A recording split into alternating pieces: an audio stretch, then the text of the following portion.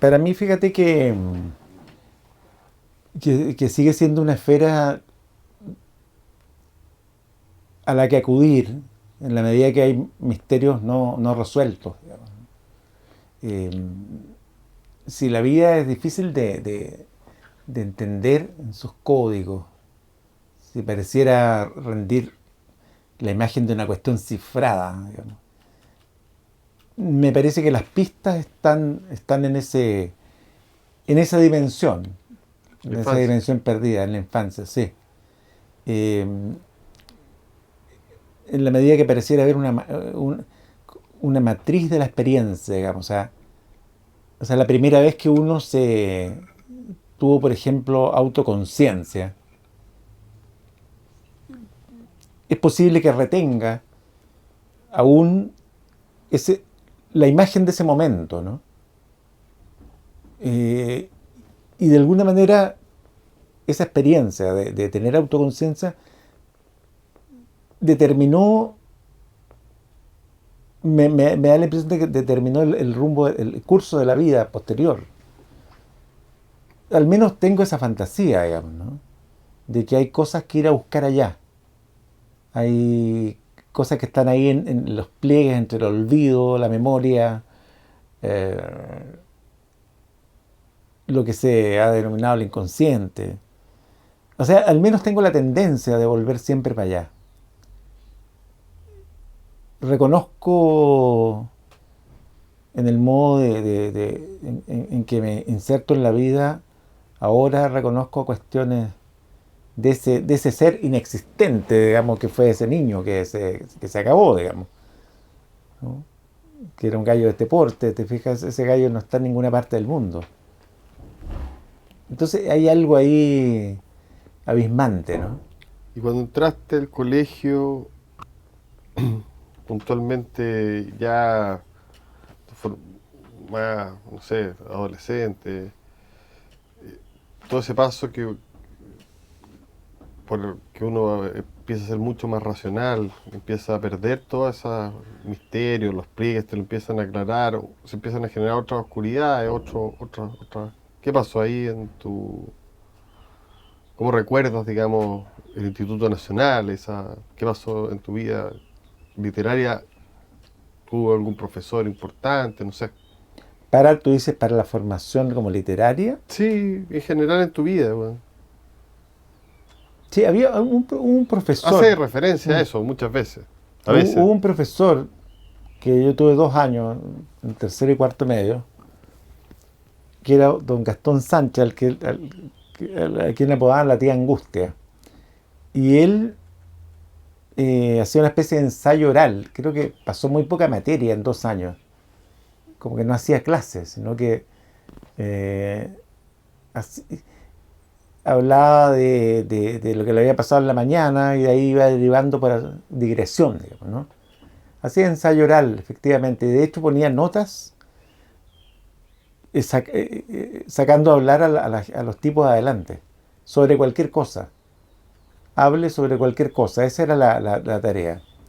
Y increíblemente, eso era bastante difícil, ¿cachai? Para un gallo de 15, 16 años. Hablar sobre cualquier cosa era paralizante. Como la libertad, que sería la libertad del ensayo, es paralizante. Yo me he dado cuenta de eso mismo haciendo clases de ensayo en la universidad, que, que la gente más inexperta, o sea, los jóvenes, necesitan mucha señalética, digamos, para avanzar en una cuestión, en la escritura y en el pensamiento, ¿no? Muchas indicaciones. Si te dicen cuánto tengo que escribir y tú le dices, no, eso no importa, es paralizante, ¿no? Si el tema es absolutamente libre, también. Entonces, yo recordaba, o sea, hacía el vínculo entre esta experiencia actual, como haciendo clases de ensayo, y esas sacadas para adelante de este profesor, hablar sobre cualquier cuestión. Y Eh, en ese tiempo, Me imagino que por supuesto como todo niño de esa edad, ¿qué leíais? Era la Eh, señalética que uno se arma en el colegio como lector, digamos, ¿no? sí, yo leía cosas, eh, Son importantes esa lectura de niños. sí, tú dices, No sé, esas lecturas son, azarosas que agarráis en tu casa, steak, no sé. es Cosas que... que, es que ahí hay distintos momentos, digamos, ¿no? Yo te diría que hay distintos momentos. Eh, Muchas veces, o sea, hay cosas que, que- y que también tiene que ver con estos momentos en los cuales se descubre algo, ¿no? Yo descubrí un cierto tipo de humor literario en una revista que debe ser una revista universitaria probablemente, de la cual no recuerdo ni el nombre, y que fue a dar de rebote a mi casa, no sé por qué, o capaz que la haya encontrado hasta botada, ponte tú. Y en la cual había una especie de aventura muy absurda.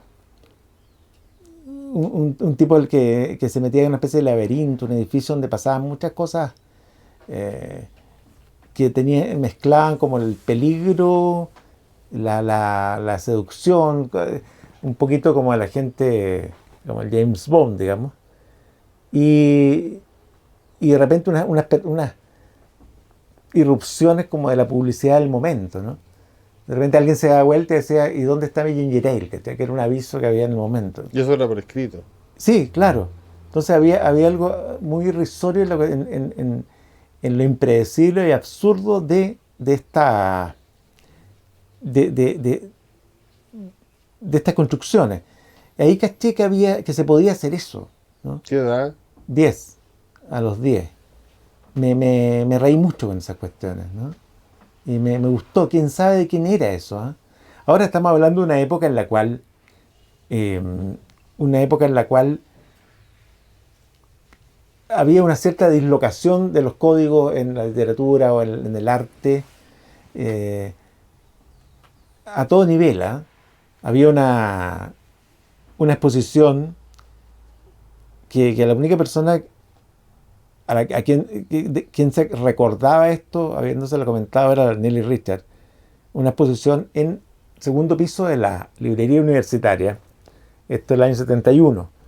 Una exposición de arte y yo como estaba en el colegio ahí en el centro, me iba a meter a esas cuestiones nada, por ocupar el tiempo libre o De vago. por sapear, digamos, ¿no?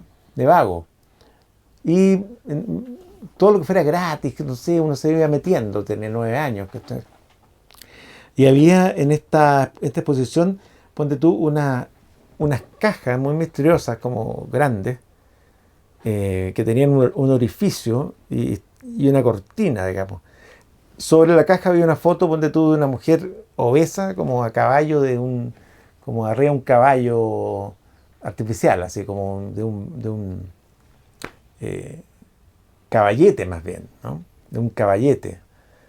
Entonces uno como que metía la mano por ahí y era como meter la mano por entre medio de las piernas, ¿cachai? Y lo que tocaba en el fondo era una especie de lana húmeda, tibia, eh, que era una cuestión como genital, ¿cachai? Y al otro lado había como una foto de la Sofía Loren, también una foto grande, ampliada, y había dos orificios, metía ahí las manos y había como unas tetas de goma dentro. Entonces, ese tipo de cuestión que me ¿Quién hizo imagino, eso, güey? qué sé yo, se me olvidó, la Nelly Richards se acordaba de esa posición. Y era como algo, había una idea como de lo que se llamaba, entre comillas, lúdico, ¿cachai? De interacción con el público, qué sé yo.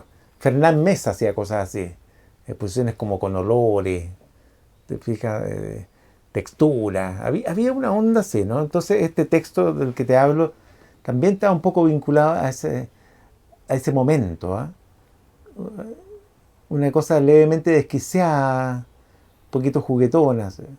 Y después, cuando ya estaba ahí en la media, güey, te consumiste, me imagino, todo ese cajón de libros propio de todo adolescente, Baudelaire, todas esas cosas, ¿no?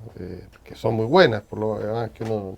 sigue leyendo eternamente, ¿no? Que es todo lo que uno pilla en la biblioteca Sí, y claro. que siempre son las mismas cosas, además. Hermann Hesse, ponte tú, ¿no? Claro, Hermann Hesse, con esa promesa como de... Lo que pasa es que cuando adolescente uno busca algo parecido como la sabiduría, ¿no? Piensa que hay una... Lin Yutang. Que Alin Yutang del que se reían porque tenía ese libro como de 12 tomos que se llama Momento en Pekín. Eh, Decía, computa, ¿cómo hubiera sido si se hubiera quedado una semana? Digamos, bueno. Lin Yutang, claro. Bueno, aparte, yo tuve ahí un vínculo con literario con Clotario Blest, a quien iba a ver, y que me pasaba libros de Nikos Kazantzakis, ¿no? Y también estos libros eran leídos también en pos de la sabiduría que uno podía extraer. Pareciera que, claro, que hay un momento de la vida que uno lee buscando lecciones, digamos, ¿no? Buscando que te iluminen el camino, certeza. Señalética que me decía. Señalética, buscando señalética existencial. Eh, y es curioso porque, y en ese sentido coincidía con Clotario Blest, porque estábamos hablando de un niño de 15 años con un viejo o un niño de 14 años con un viejo de 80, y él leía así también, ¿no? Él marcaba los libros, las novelas, marcaba las partes en que había conocimiento extraíble, ¿no? Reflexiones sobre la vida. Yo creo que el argumento, o sea, o la cuestión, la cosa literaria específica, no le interesaba un bledo. ¿Cuándo descubriste esa cosa como la escisión entre lo que se dice y las palabras, digamos, cómo se están Yo creo armados? que sí, sí, yo creo que ya a los 15 años ya estaba como en una, habiendo leído, no sé, ponte tú a Huidobro. Huidobro fue como importante en ese sentido, ¿eh? El mismo Parra, ¿no? ¿Y escribí ahí en esa época? Sí, claro, por supuesto. Yo escribí varias veces, o sea, tuve varios ciclos. Escribí bueno, el primer poema como a los 6, ese del cual he hablado alguna vez. Después me dio como a los 9, después a los 11, a los 12. Tú sabes, en ese momento, entre un año y otro hay una diferencia abismal, Sí. ¿no? Entonces, por eso puedo distinguir esos momentos. Y después a los 14 de nuevo, y después a los 15. Y ahí, pero a los 15 me dediqué como definitivamente. Como que a los 15 años agarré el impulso en el cual estoy hoy día todavía. Sí. Y Cuando llegaste a la universidad, sí, ¿fue ahí como una... ¿Te pasó algo o fue como la continuación del impulso que tenía ahí? no, me pasó harto, ¿ah? Yo creo que yo siempre he dicho que en el colegio no aprendí nada, y no, sin exagerar, ¿ah? Aprendí a pasar el tiempo, digamos, y a conocer gente, y a defenderme, pero en términos, digamos, intelectuales, nada. Salvo este profesor que te digo La tía Angustia. de la tía Angustia, que me enseñó como el ensayo oral, y el sarcasmo bastante feroz también, ¿no? Este gallo era feroz, po. Eh, Irónico, y tenía una mueca así como de desagrado permanente, y hacía chistes así todo, sin variar esa mueca. Pero la universidad, sí, pues a mí ahí se me abrió un mundo literario, sobre todo, fíjate, por estar, más que por las clases mismas, más por lo que se podía aprender en las clases mismas, era por estar en una amnios literario, por tener una tremenda biblioteca a disposición, por el hecho que no se quedaba dormido en un banco al sol, digamos, en los jardines, y, y- y tenía ahí los libros recién sacados de la biblioteca acá, después despertaba ahí con ellos, y ahí alguien te hablaba de cualquier cosa, de Pound, de Henry Miller, lo que fuere, y luego iba a la clase de literatura medieval, y luego hay una cuestión de Ibsen. Estaba como una especie de estímulo permanente diversificado. Y todo era literario, ¿te fijas? Entonces, y era libre también, ¿no? Si uno se aburría, se podía mandar a cambiar al café Pushkin, que está en la calle Grecia, eh, que después supe que había sido la casa de Coré, del ilustrador.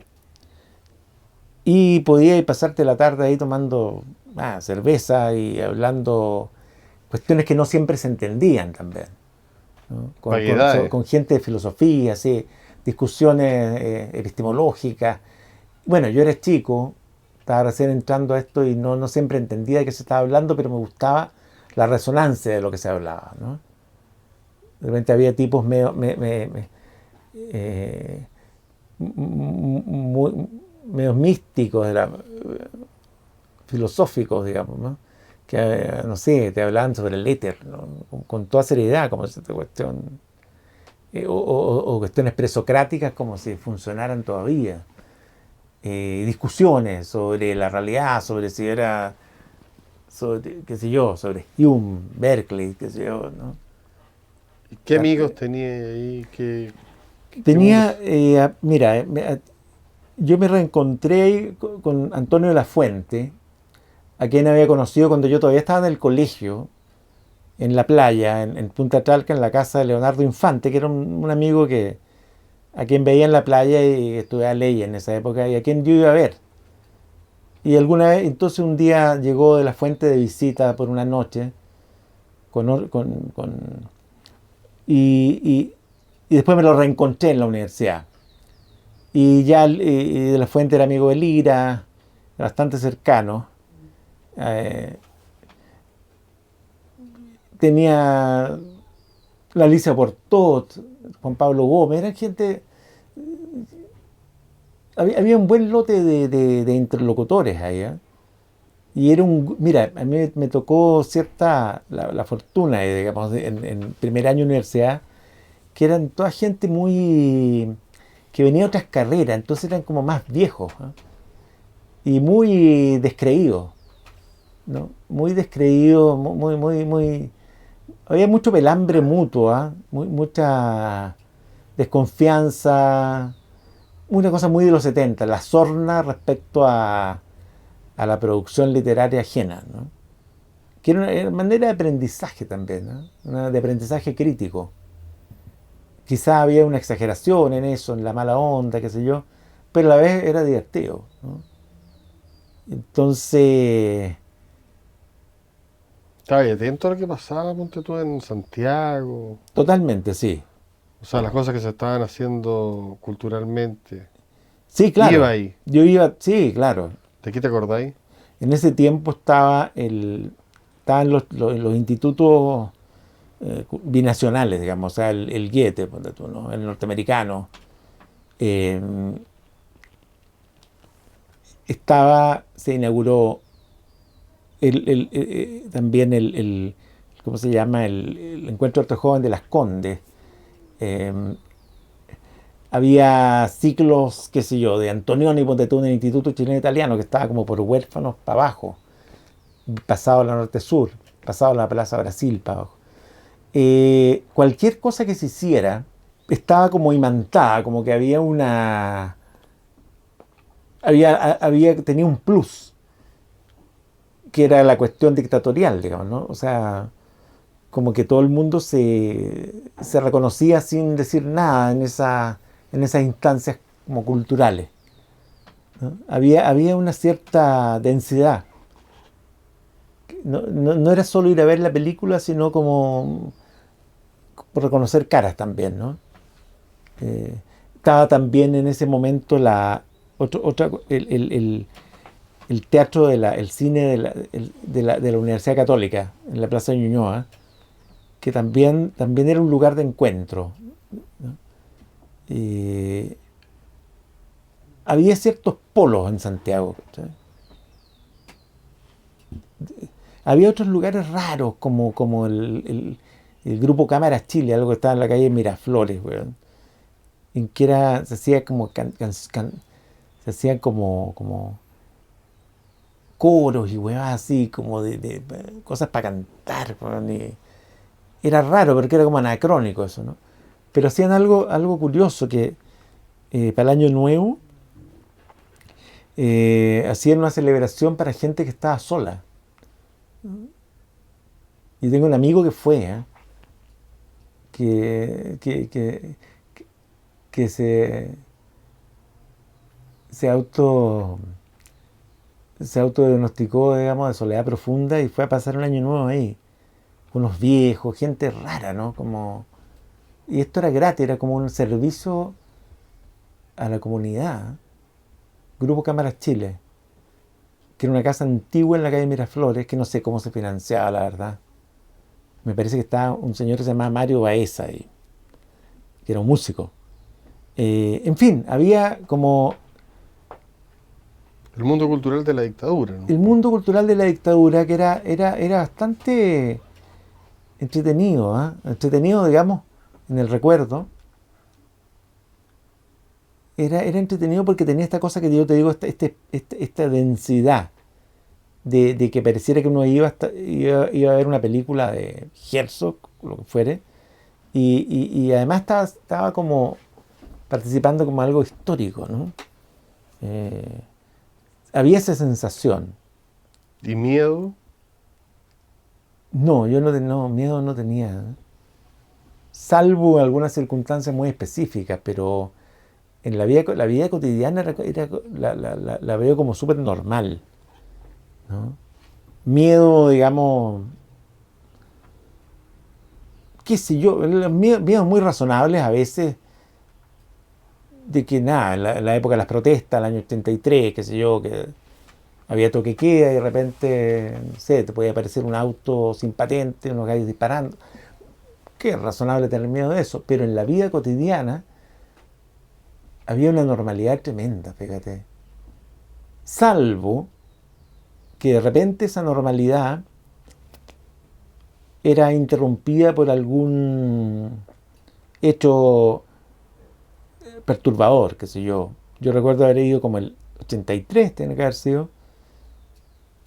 Íbamos con la Natalia Barovich caminando por MacIver y de repente aparece un gallo saliendo de una puerta que estaba conectada a una escalera, o sea, un gallo que venía de un subterráneo. De repente se abrió la puerta, salió ese gallo, prendió un cigarro muy tranquilo y otro tipo le pidió fuego. Y cuando se buscó el encendedor en el bolsillo, el tipo le hizo una llave y cayeron 3, 4 gallos más, lo pescaron de las patas para un auto, se subió a la vereda, abrieron la puerta, lo metieron al tipo para allá, al auto, y el auto se fue como pelando forros, y eso sucedió como en un segundo.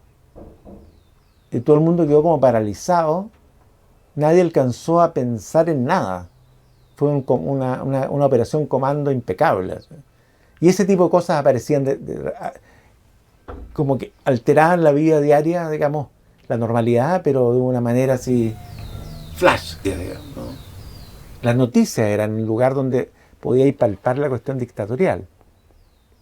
Al menos esa fue mi experiencia. Me imagino que para otra gente tiene que haber sido muy distinto. Y estoy hablando de los momentos de mi adolescencia, juventud. Hay otros momentos en los cuales, claro, era evidente que había una dictadura, o sea, los primeros años sobre todo.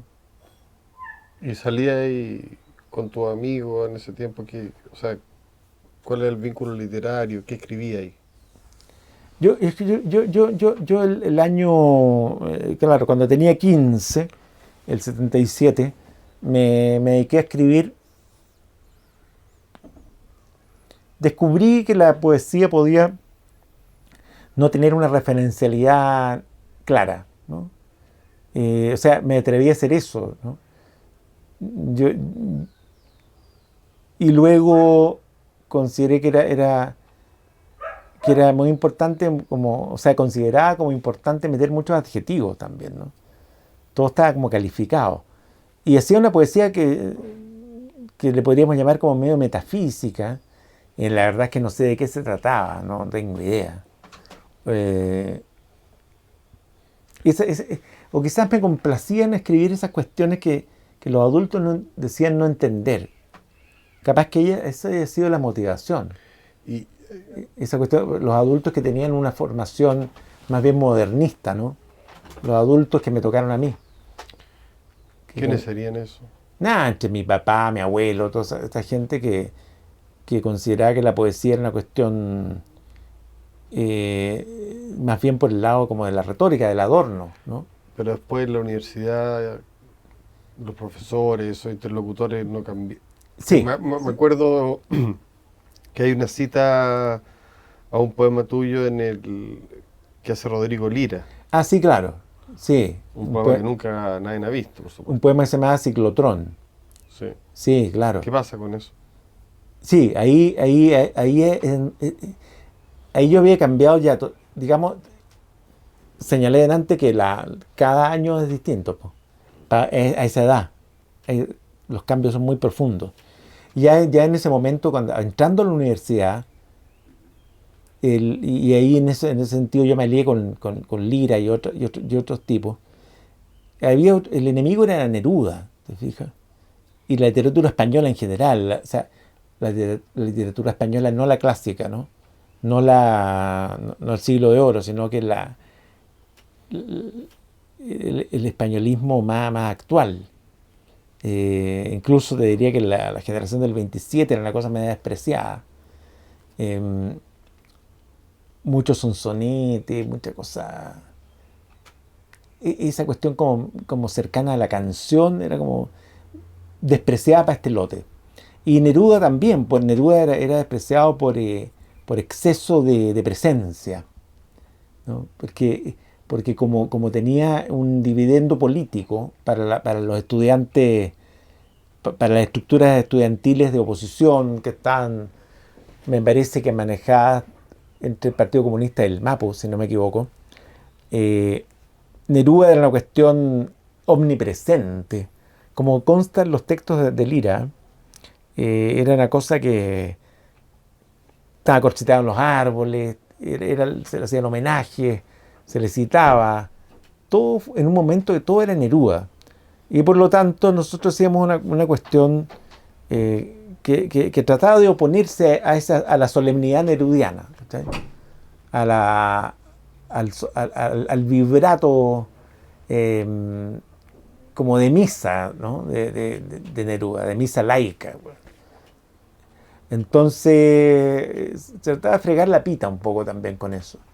El Lira mismo era pifiado en esas peñas que se hacían en la universidad, porque, claro, sus códigos, digamos, los códigos que ponían en escena, no correspondían a esta veneración previa, digamos, por ese tipo de poesía entre social, existencial, teatral, digamos, ¿no? Que se ponía como al hombre en primer plano, ¿no? Esa poesía que hablaba del hombre, ¿cachai? Y no vi en esos años como un fanatismo estructuralista donde también había que matar al autor también, ¿no? Es que eso se daba de una manera muy parcial. En la escuela donde yo estudié literatura, que es la Chile, tenía digamos, un sello estructuralista en el departamento de teoría literaria. Eh, y no era compartido ese sello por todos los profesores, ¿no? Pero sí por la gente que más teórica. Y, y ahí se cocinaban todo ese tipo de experimentos. A mí era lo que a mí finalmente me interesó. Me interesaban algunos ramos como literatura medieval con la María Eugenia Góngora. Me interesaban las cosas de poesía que hacía doña Teresa Lira Lagarrigue, qué sé yo, que era nada que ver con este mundo estructural. Pero para mí mi laboratorio intelectual fue eh, este lote, ¿no? La Carmen Foxley o Weisman, ¿te fijas? Esta gente más eh, un poquito más analítica, digamos, ¿no? que te enseñaba te enseñaba cómo las cosas estaban construidas más que el aspecto sentimental de la literatura, ¿no? ¿Cómo llegaste de ahí a la nueva novela? Porque me metí el año... Hiciste tu tesis sobre eso, ¿no? Claro, porque me metí al seminario se abrió un seminario de tesis cuyo tema era la poesía chilena, que lo dio Carmen Foxley. Yo tenía que hacer la tesis y me metí a ese seminario. Entonces yo propuse trabajar con la nueva novela, que no había en ese momento una lectura, no había, me parece, lecturas académicas, ¿eh? No había, había algunas cosas de prensa, periodística, comentarios, pero me parece, se estaban haciendo cosas fuera de Chile, qué sé yo, y algunos tipos me parece que en Valparaíso estaban trabajando tesis sobre ese libro, pero que era un libro que casi no existía, digamos. De hecho, yo lo conocí en fotocopia, en un comienzo. Y ahí hubo, no sé, había gente que trabajó con Gonzalo Rojas, con Enrique Lin. Se diversificaron, se diversificaron los autores. Y yo me quedé con Martínez. Y eso fue el 83, que fue el año de las protestas. ¿Y conociste a Martínez? Lo conocí después de haber terminado la tesis. Por algún motivo, Bernardo Subercasó le llevó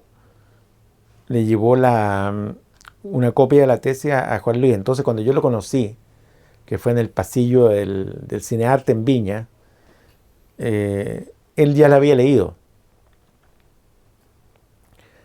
Y me dijo, me desnudaste. Se había sentido como al trasluz, digamos, ¿no? Lo que para mí fue, claro, un halago muy grande, ¿cachai? Porque era muy chico, era mi primer trabajo largo, mi primera producción como larga, equivalente a un libro, digamos, ¿no?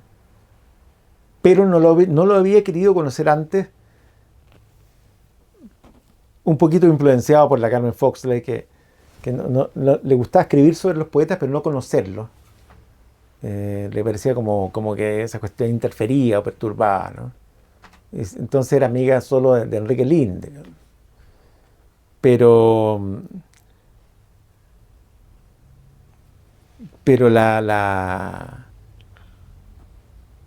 también había algo ahí, fíjate,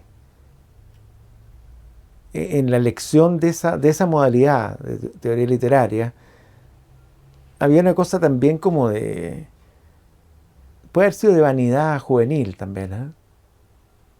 Que uno a cierta edad como que aspira a estar donde están los bacanes, digamos, ¿no? No era una palabra que se usara en ese momento. Pero ¿Te interesaba la vanguardia? sí, me interesaba totalmente sí, absolutamente. Me interesaba la vanguardia mucho, pero a la vez me interesaban ciertas cuestiones que que podían haber sido consideradas anacrónicas, ¿no? Ahí tenía toda una lectura de escritores chilenos, de cosas o vinculadas al romanticismo. También me interesaba esa parte. Siempre tuve si oficialmente o prioritariamente me interesaba la vanguardia, nunca dejé de escudriñar textos que podían haber sido considerados extraños, ininteresantes. Ahora se acaba de publicar Transmigración, que es un libro que escribiste el año 81, Sí. O sea, que escribiste más o menos en estos años que estáis describiendo. Claro. Lo que apareció en el 87 y ahora se volvió a reeditar. O sea, es del 81, claro, sí. Tienes toda la razón, sí. En esos años escribía ahí como de una manera distinta como ahora. O sea, Transmigración no es un libro que se parezca a lo que hace ahora. No, nada. Y ahí escribiste más cosas que vos dejaste sin publicar, ¿no? Sí, lo que pasa es que ponte tú todo el año 81, como trato de explicar en el prólogo, ¿no? Que vivía como una especie de frecuencia existencial un poquito eh, autoconsciente. O sea, tenía la sensación de estar viviendo algo, de que la vida era algo, una cuestión muy extraña. Yo creo que absolutamente deformado por las lecturas, digamos, ¿no? Me parecía, andaba buscando cosas, buscando en las calles como ciertas peculiaridades, el aura, ¿no? Lo que dice el aura el concepto de Benjamin, ¿no? Esa extraña confluencia o configuración del tiempo y del espacio. Entonces andaba, no sé, me quedaba de repente una noche de lluvia como esperando que escampara a las 3 de la mañana en el centro, en una marquesina en la calle San Martín, con no sé qué, viniendo de una pololeo, digamos, ¿no? Y me veía a mí mismo, encontraba que estaba viviendo algo que estaba como metido en la profundidad de la noche, ¿cachai? Tenía ese prurito literario, ¿no? De describir las cosas que hacía como en términos un poquito exagerados, digamos, ¿no? No. Me acuerdo que en el Arrayán un amigo me explicaba sobre su papá y su hermano. Me decía, ellos, para ellos las cosas son simplemente, ellos pasan por las cosas, no se detienen a considerarlas. Y para mí era todo lo contrario. Ahí cuando me dijo este gallo eso, me hizo como gong. O sea, yo quería permanecer en las cosas, ¿no?